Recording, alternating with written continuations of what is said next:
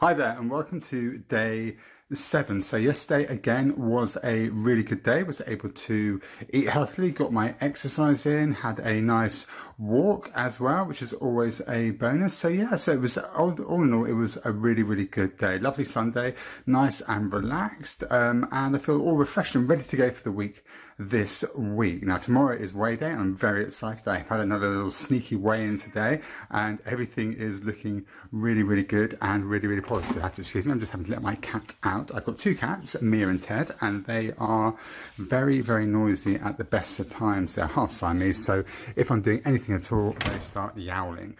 So one of them is now outside and hopefully we'll have a bit of peace and quiet for the rest of the video.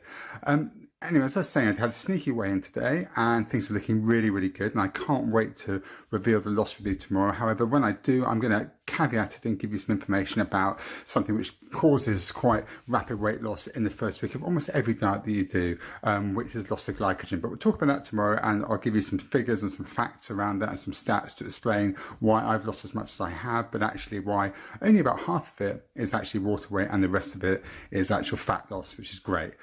So that aside, I want to talk about something else.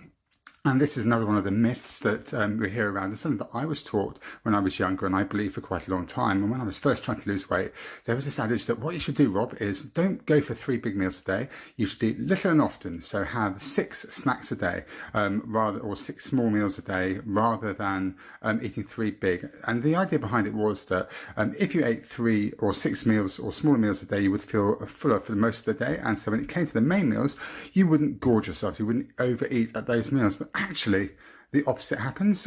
People tend to eat a bit more in the snacks and they tend to eat a bit more at their main meals as well. So overall, you end up eating more calories. Now, from the point of view of the snacks they have, people end up adding about an average of 150 extra calories a day from snacking, and at the main meals, another 140. So every day that's 240 calories a day. Now, if you start to extrapolate the maths on that, that quickly adds up to quite a lot of weight gain over the period of a year.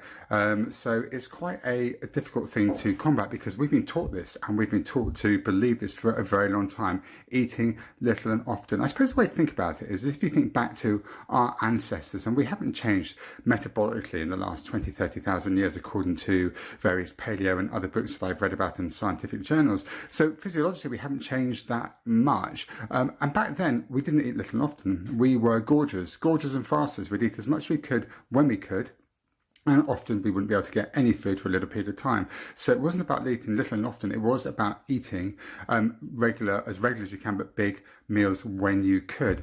So in today's modern society, eating 3 square meals a day is more like an old way of eating rather than 6 meals a day. However, it still doesn't mimic exactly or more accurately what our metabolisms are actually set up to do. And that is more to eat within a smaller window of time. So say within 5 or 6 hours when you might find some food, gorge, and then not actually eating for the rest of the time where you might be traveling, walking around, setting up camp, doing fires, doing the other things that our ancestors used to do. So for today, I just want to get over the idea that this whole concept of eating little and often is absolute bollocks.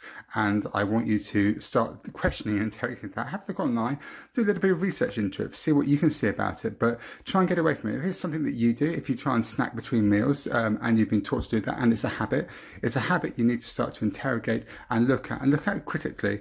And look at honestly and see if you can find a way around it. And if you can't, and if you're struggling with it, drop me a note in the video below and I will come up with some solutions to help you combat that in a later video. Anyway, it's been great talking to you and I'll speak to you soon.